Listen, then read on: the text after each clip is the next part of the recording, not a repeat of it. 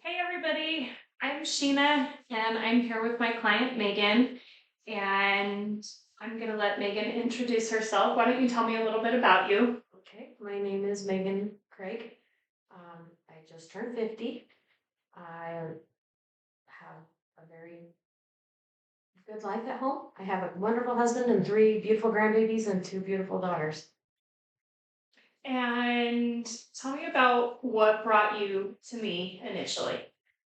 Initially, well, my friend Erin, I do her hair and such, and she said that she had a really great place to work out. It was all women, it was small, comfortable, because I just do not like being in a big workout zone, having people watch me.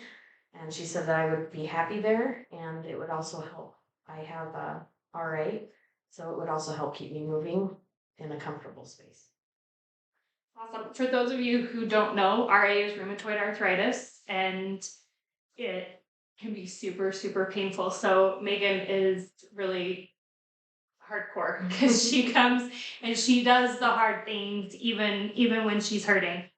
Um, Tell me where you were at in life when you decided to make the leap and start working with me on improving your health.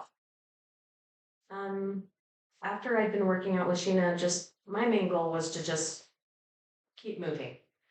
But as the drugs and stuff that they put me on made me heavier, like a few months ago, I just decided I need to work more on my health, on my food intake and my calories and making sure I get in those workouts, even just walking.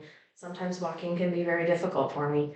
So even just getting the walking in has really that's where my mindset was a few months ago, is I need to start looking at my big health goals, not just being able to move for the rest of my life. Um, I feel like the mobility piece is something that's a lot of people overlook, and then just the little slivers of just being healthy, Mm-hmm. not just for mobility purposes, but our mental health, our like all of those blood numbers that come in, our Mm-hmm. cholesterol, our blood pressure, all of those things. And it's funny because you mentioned your age, and I think as we branch into those middle years, Mm-hmm.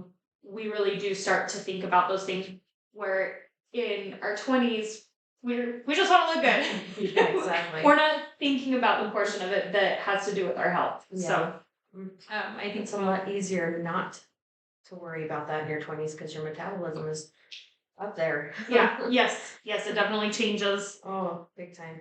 Um, Tell me the story behind what led you to feeling like you needed to work on your health rather than just the mobility piece. Well, I was on prednisone, which is a steroid, and I was not I wasn't moving enough. I was gaining weight. It made me feel good, but I was gaining weight. I was eating whatever I wanted. And then I was not feeling good. And the more weight I was putting on, the harder it was for me to move. I couldn't lift as much. I couldn't, even as it's a steroid. I'm supposed to be able to lift 500 pounds on steroids, right? No, I was not. It was making me heavier. And I couldn't lift, I couldn't do my squats, I couldn't do anything. Yeah. So I made the choice to go off of that and start looking at my health and my food intake and try and lose some of that weight, which I have been starting to lose some of that weight, which is good, and I can feel it. I can feel a difference in my movement. Yeah. Yeah. I'm still hurting though. The steroids made my body feel better, but they did not make my mindset and everything else feel better. Yeah. Um, I think that I think all of those pieces do matter. And sometimes when you are on a drug that's benefiting you in one way but causing other side effects, it's like what's worse? What's because I've been there too. I was on for PCOS, I was on some medications that really made me feel yuck. And I finally decided the yucky feeling wasn't worth what I was gaining out of being on that drug. So That's how I felt about the steroids. It wasn't worth it. I can handle a little pain. can't handle the weight and making, heavy, Yeah. making me heavier, more uncomfortable. Yeah. So tell me what inspires you to keep doing this? Because it's obviously hard. Like it's not easy. And I watch you come and especially in the cold, because not only do you have, can I share this? Mhm. Not only does she have RA, but she has Raynaud's. Raynaud's. Raynaud's. Yeah. And it's a connective tissue and circulation. Mm-hmm. And so she like the movement stroke, like she really does Small veins. have a hard So time. I'm cold all the time. So And I have mixed connective tissue disease, which affects my heart and my lungs and all the connective tissues in my body. so Cold is not fun. yes. I'm really glad that you have your sauna. Yeah. At least that you can Yes, that is my morning routine. Sauna 15 minutes and then I can move. So tell me what inspires you to keep going even when it's hard, and what is your big why behind all of it? My little wins keep me going. If I can lift like when I was working out today, I only have 8-pound weights here because I forgot to bring my 3s and my 5s from the ski. And I was doing my curls. And I could do them with the 8-pound weights, which I have not been able to do for a while. So that was my little win today. It's the little wins that I get, like squatting or doing the thrusters the other day. Mm-hmm. I was like, I don't think I can lift 60 pounds. And he said, yes, you can. And so I tried it and I did. I was able to do my thrusters with 60-pound weights. That was a win. And that keeps me, moving. It keeps me coming back. It keeps me wanting to improve. I think that recognizing our little wins in anything in life is huge. And I think once we can see that, I think sometimes we get so focused on big picture that we forget to give ourselves that pat on the back as we're making those baby steps, as we're progressing through things, because it's easy to lose sight of The big picture. it's easy to lose sight of all of those little wins because you are so focused on that end goal and how far away you are, that every little win is a step towards that goal. Tell me what advice would you give to younger Megan? I would tell younger Megan, don't take anything for granted and take better care of your body. I really didn't. I ate and drank, whatever I wanted when I was younger, and I didn't really take care of me, and I had my babies and I just kept gaining weight because I wanted to have my fun and eat it too and my cake too. I wanted to eat everything and I felt that I could because, when you're 18, when I was 18, I was 100 pounds. I could eat whatever I wanted and it just burned right off. But having babies and the hormone changes and all that other fun stuff, it puts it all on you. So if you start younger with the mindset to work and keep your body in equal, like your food intake and your work ethic, keep those two in sync, and then you're not going to get to a point where you are really trying to work off what you've done to yourself. Well, and I think building those habits too at a younger age, somehow we get set in our ways as we age. It gets harder and harder to change habits, but it is still possible at any age to make those changes. I wish I would have done it sooner. Before I got RA. I feel like everybody says that. I feel like everybody, oh, I wish I had done it sooner. But I also think that recognizing where you're at too, like the other thing that I hear a lot is, oh, I wish I had appreciated what I had back then when I thought I was, fat or whatever. Like appreciate where you're at right now and love where you're at right now, even if it's not perfect, because perfect doesn't exist. There's no such thing. So very true. Tell me, Megan, what has been the most significant moment in our time working together? I would say my most significant moment when I read this, I was like, was when we were doing deadlifts and we were maxing out. And I'm like, don't tell me how much you're putting on. Don't tell me how much it is. Just let me go and we'll see how far I can go. And I even got more than Mariah. I think I ended at like 160. Yeah, And I was so impressed that I actually lifted 160 pounds. I was so proud of myself. you should be. You And should Mariah was cheering me on and she's like, this isn't fair. You have RA and I can't lift that much. I was like, that was awesome. I actually remember very, very vividly that day. And I think that most women far underestimate what they are capable of, what they can lift. And so I love that you did not want me. I'm the same way. As soon as I know what's on that bar, my brain's like, oh, I can't do that. Mhm. And so I also like to, when I'm starting to max out, I like to not have a count of what's on the bar Just keep adding your and bites. just keep going up until I can. Mhm. And then adding it all up after. But I do think most of us discount how strong we really are. Mhm. And I think a lot of women are scared to lift heavy weights. And I think that in our minds, somehow we have it that we're gonna be these big, bulky women running around, and we don't have the hormones for it. The women that you see that are like very, very muscular are They work working for it. their guts out to get that specific look. Like it doesn't just happen because you're lifting weights. So the heavy lifting actually we're branching into that in this phase that we're in right now in the gym. And I'm excited because I love to lift heavy. I mean, it's very empowering. It is. It's very empowering. Even when I can do 40 pounds, I'm like, dang, I did it. Yeah. Anytime you do anything more than what you think you're capable of, it's huge. Absolutely. How are you a different person today than the person who walked into my gym the first time? I was very introvert. I didn't have any friends. I didn't go out of my way to make friends. And I was very in my box. I stayed in my box.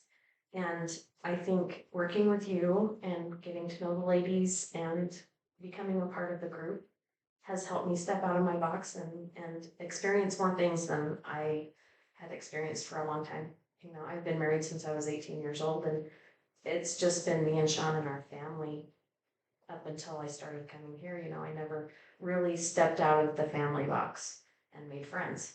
You know, when I was in high school, it was always, I was friends with guys because I had a harder time making friends with women.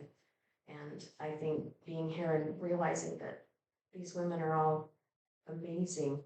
They're inclusive. They don't make me feel like I'm less than, you know. We have an amazing crew of ladies. Absolutely. Absolutely. And I think so many of us say like, oh, I was friends with the guys. Like so many of us say that. And I think it comes down to there's possibly some insecurity at that stage of life where we're kind of mean to each other, and we need to work on that. We definitely need to work on that. But I think as we age, we recognize how much those friendships are valuable, and our families are valuable. They're amazing. Yeah.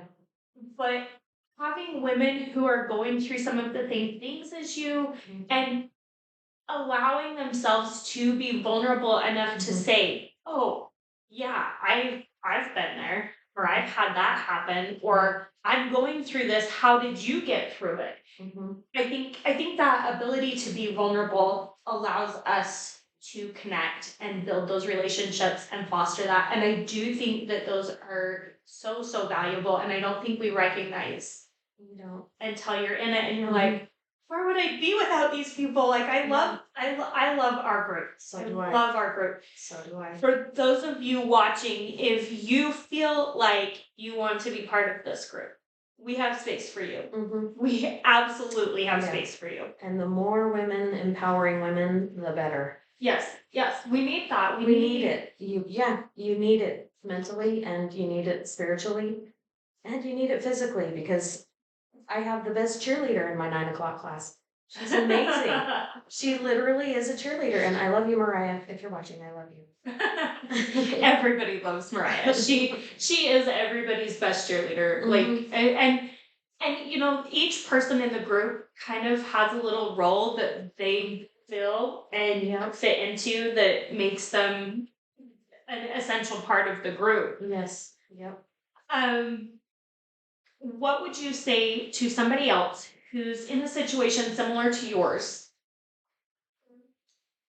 If you have a disease and you're going through, I struggle a lot. They put me on some medications that made me so sick. And I thought, you know what? I'm going to start bettering taking care of myself without the medications. I do a sauna in the morning, I do acupuncture every week, and I work out 3 times a week, at least 3 times a week.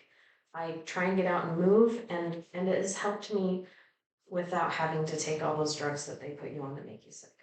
There's no reason to be sick. There's other ways to do it. And working out, moving those muscles, moving those joints is the best thing you can do when your body has rheumatoid arthritis or any other of those kind of debilitating diseases. You've got to keep moving. Because if you stop moving, you stop moving. Yeah.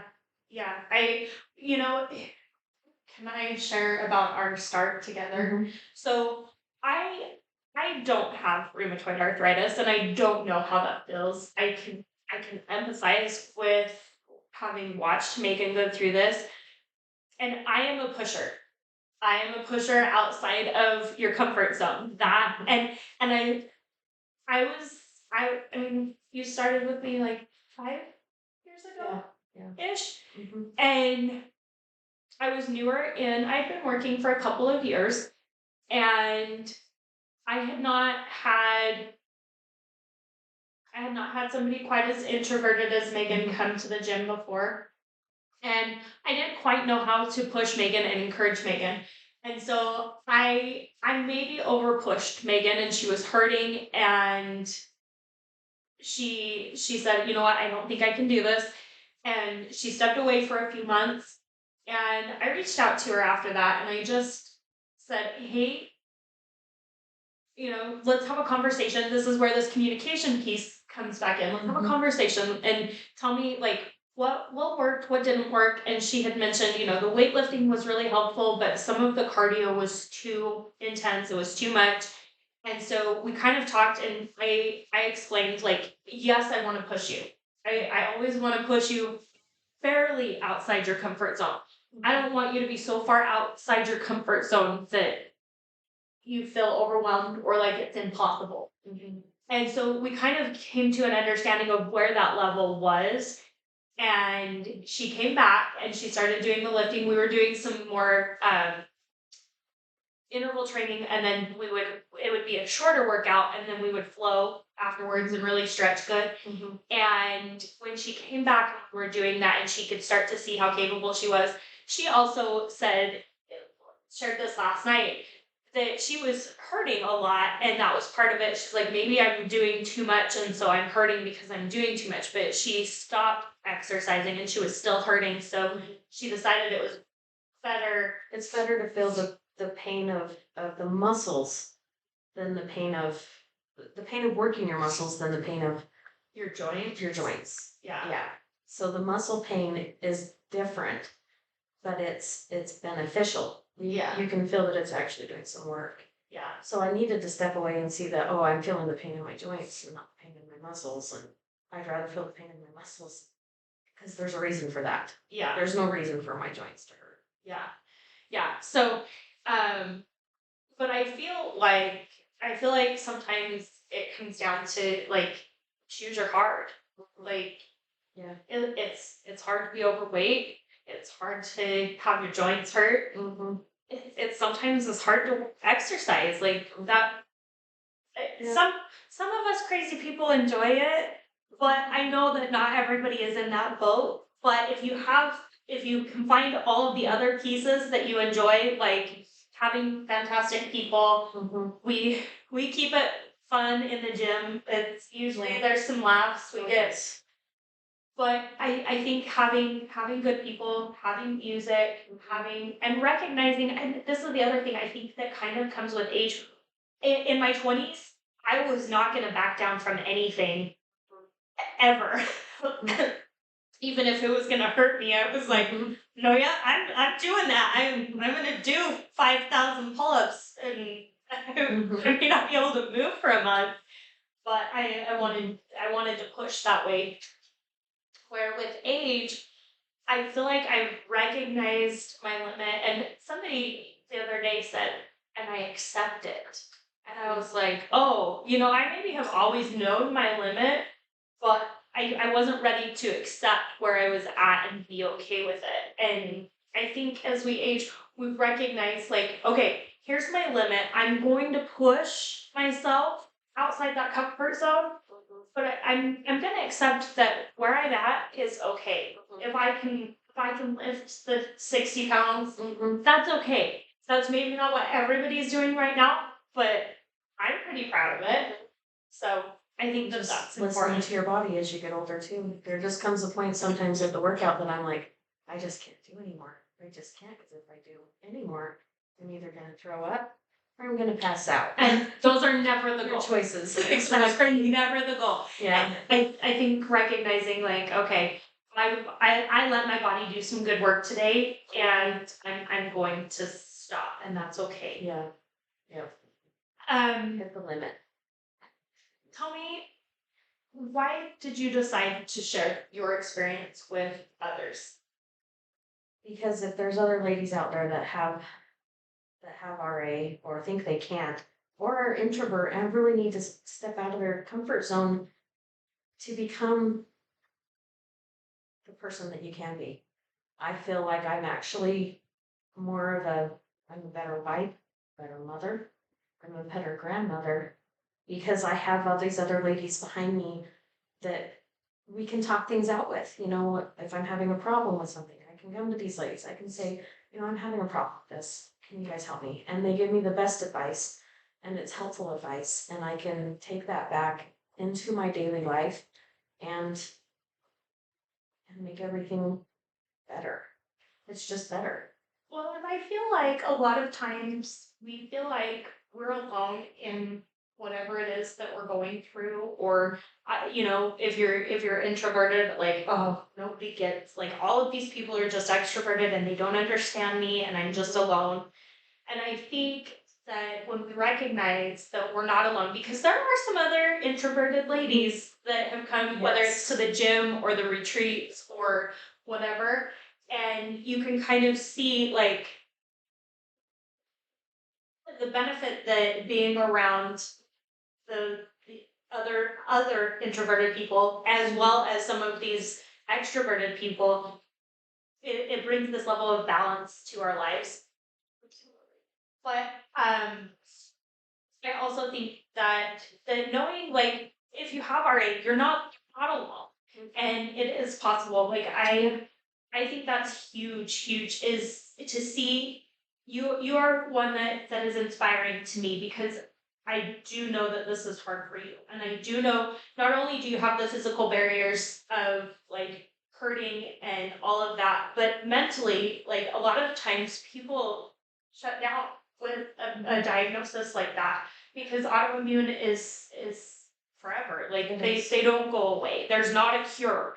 And so you have to do everything you can, like you have been with all of the extras, to keep all of the things in, like, from flaring up and being, I guess, in remission is maybe a word Yeah. that's used in. Yeah, you can go into remission, but with RA, it's nearly impossible. Yeah. Yeah. People that have other autoimmune diseases like Crohn's and stuff like that, they can go into remission, and it can last for a long time. Yeah. But RA, you never really go into remission with RA. It's just It just slows. Like, my body, sometimes my white cells will not be attacking my joints, and sometimes they will. And it just depends on how many white cells are attacking at a time, of how long it's going to, how long my joints are going to be good. It just all depends. In 3 years, I could be having knee replacement surgery on both knees because my joints will be that bad. But if I can, keep up with what I'm doing and the muscles are holding my knees, It's Yeah. all about building the muscles around your joints. Yeah, Cause then your joints they're not the thing holding you up, your muscles are. yeah, So it can keep them better longer if you're moving and keep yourself moving. yeah. Well, I have to tell you, you inspire me. I mean, all of my clients are so inspirational to me, but you really do inspire me on another level. Just knowing all that you go through and still putting yourself as a priority, not only with just the workouts, but with the other things that you're doing, the time in the sauna, the time going and doing acupuncture. And acupuncture isn't always super comfortable. Like if you've had it done, sometimes it can zing a little bit. Um, I love it. I love the zine. I had a sciatic problem last week. He stuck the 6-inch needle into my little sciatic joint right there. yeah. And I do not have a sciatic problem today. It doesn't hurt at all. My I whole love left side does not hurt today. I love that you've responded so well to that. And I love that you've kept trying different things to make sure that you figured out what works best for you Mhm. and that you're continuing. So, you started with workouts and then you've added the sauna and you've added the acupuncture and then you've added now your nutrition that you're really focusing in on. And I think it's beautiful because we just take each step at a time, and once that becomes part of who we are and our life, oh yeah, I just work out. Yeah, That's what I do. exactly. Then it's time to move into that next phase, and I think it's awesome. I think it's awesome, and I love having you, and I'm so glad that Erin brought you, and that you did decide to come back and give it another try and keep going. So, thank you for being here with me today. Thanks for having me. Yeah.